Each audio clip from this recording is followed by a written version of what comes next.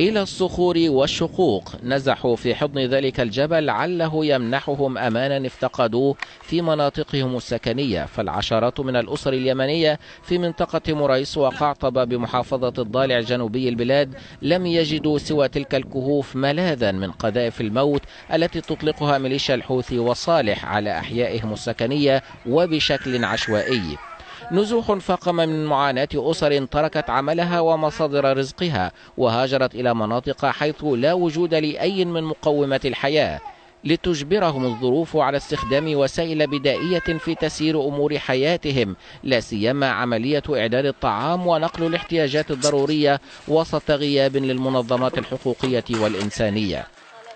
هناك عشرات الأسر تعيش في الكهوف، لا توجد لديهم مقومات الحياة، لا ماء، لا فرش، لا بطانيات، لا غذاء، وفي ظل غياب المنظمات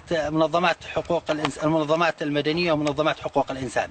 المواجهات المتجددة على مداخل منطقة مريس والمستمرة منذ 3 أشهر بين المقاومة وميليشيا الحوثي وصالح زادت المعاناة ولم تترك لسكان المنطقة سبيلا سوى النزوح في ظل درجات حرارة تقارب الصفر بعد هدم منازلهم واستهداف المدنيين وسقوط قتلى بينهم أطفال تعرضوا لعمليات قنص من طرف ميليشيا الحوثي المتمركزة في جبل ناصر المطل على المنطقة.